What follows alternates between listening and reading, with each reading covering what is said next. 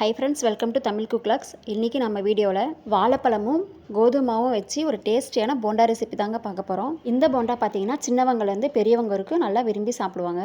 நல்லா சாஃப்டான இந்த போண்டா எப்படி பண்ணலாங்கிறது பார்க்கலாம். வீடியோக்குள்ளே போகிறதுக்கு முன்னாடி நீங்கள் இந்த சேனல் இப்போ தான் ஃபஸ்ட் டைம் பார்க்குறீங்கன்னா கீழே தெரியிற ரெட் கலர் சிம்பிள் சப்ஸ்கிரைப் பட்டனை கிளிக் பண்ணிவிட்டு பாருங்கள். வாங்க இப்போ வீடியோக்குள்ளே போகலாம். ஃபஸ்ட்டு இந்த போண்டா செய்கிறதுக்கு நல்லா பழுத்த வாழைப்பழமாக 3 எடுத்துக்கலாம். வாழைப்பழம் எந்த வாழைப்பழமாக இருந்தாலும் சரி 3 வாழைப்பழம் எடுத்துக்கலாம். இது கூட 1 கப் கோதுமை மாவு எடுத்துக்கலாம். இந்த கோதுமை மாவு அளவு பார்த்திங்கன்னா 150 கிராம் கோதுமை மாவுக்கு இந்த 3 வாழைப்பழம் கரெக்டாக இருக்கும். ஃபஸ்ட்டு மிக்ஸி ஜார் ஒன்று எடுத்துக்கலாம். அதுக்கப்புறம் அந்த வாழைப்பழத்தெல்லாம் இதில் கட் பண்ணி சேர்த்துக்கலாம்.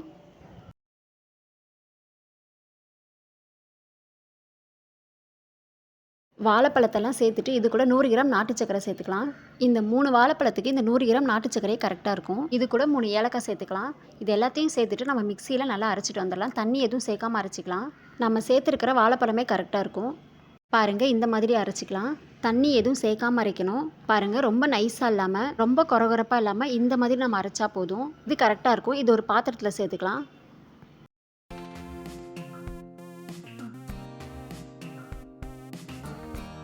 அவ்வளோதாங்க. சேர்த்துட்டு நம்ம எடுத்து வச்சுருக்கிற கோதுமை மாவு இதுக்குள்ளே சேர்த்துக்கலாம். மாவு சேர்த்துட்டு கரண்டி அப்படி இல்லைன்னா விக்ஸ் வச்சு நல்லா கலந்துக்கலாம். தண்ணி எதுவும் சேர்க்க வேண்டாங்க. நம்ம சேர்த்துருக்கிற இந்த வாழைப்பழம் பேஸ்ட்டே போதும். கை விடாமல் ஒரு 5 நிமிஷம் நல்லா கலந்து விட்டுக்கலாம்.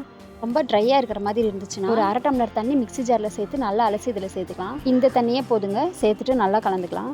நம்ம நாட்டு சக்கரை சேர்க்கறதுக்கு பதிலாக வெல்லம் கூட சேர்க்கலாம். அப்படி இல்லைன்னா சர்க்கரை கூட சேர்க்கலாம். நம்ம சர்க்கரை சேர்க்கும் போது சர்க்கரையை நல்லா பவுட்ரு பண்ணி சேர்த்துக்கலாம். அப்போ தான் சீக்கிரம் கரையும். இதெல்லாம் சேர்த்துட்டு இது கூட ஒரு 1/2 டேபிள் ஸ்பூன் நம்ம இட்லி சோடா சேர்த்துக்கலாம். இது கூடவே கொஞ்சமாக ஒரு பிஞ்சு உப்பு சேர்த்துக்கலாம். அவ்வளோதாங்க. சேர்த்துட்டு இதையும் நல்லா கலந்து விட்டுடலாம்.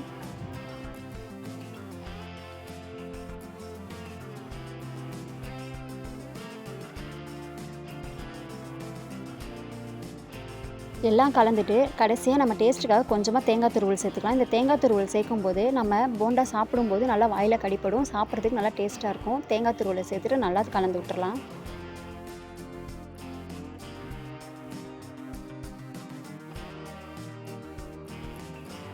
அவ்வளோதாங்க. எல்லாம் கலந்துட்டு ஒரு கரண்டியில் நம்ம மாவு எடுக்கும்போது ரொம்ப தண்ணியாகவும் இல்லாமல் ரொம்ப கெட்டியாகவும் இல்லாமல் இந்த பதத்துக்கு இருக்கணும். பாருங்கள், இந்த மாதிரி. அவ்வளோதாங்க. இந்த போண்டா செய்ய நம்ம ரெடி பண்ணிடலாம். ஒரு வானலில் நமக்கு தேவையான அளவு எண்ணெய் சேர்த்துக்கலாம். அதாவது இந்த போண்டா பொரிக்கிற அளவுக்கு எண்ணெய் சேர்த்துக்கலாம்.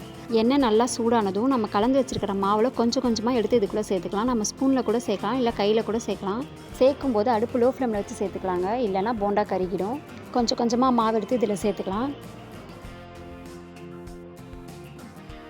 மாவெல்லாம் சேர்த்துட்டு ஒரு சைடு நல்லா வெந்ததுமே அப்படியே திருப்பி போட்டுக்கலாம்.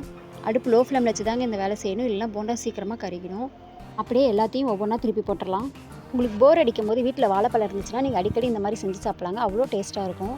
இதில் கோதுமை மாவு நாட்டு சக்கரைலாம் சேர்த்துருக்கிறதுனால நல்லா ஹெல்த்தியும் கூட. அடிக்கடி நம்ம இந்த மாதிரி செஞ்சு சாப்பிட்லாம்.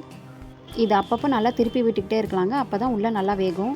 இல்லைனா வெளியே நல்லா வெந்துடும். உள்ளே மாவு பச்சையாகவே இருக்கும். அதுக்காக நல்லா திருப்பி விட்டுகிட்டே இருக்கலாம்.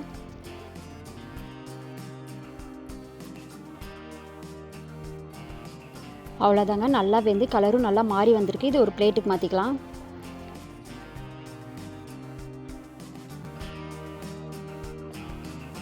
பாருங்கள், எங்கேயுமே ஒட்டாமல் நல்லா சாஃப்டாக வெந்திருக்கு. இது பிளேட்டில் வச்சிடலாம். அவ்வளோதாங்க. நல்லா சூடான வாழைப்பழமும் கோதுமாவும் வச்சு ஒரு கிறிஸ்பியான போண்டா ரெடி பண்ணியாச்சு. பாருங்கள், உள்ளே நல்லா சாஃப்டாகவும் வெளியே நல்லா கிறிஸ்பியாகவும் வெந்திருக்கு. நீங்களும் இந்த மாதிரி செஞ்சு பாருங்கள்.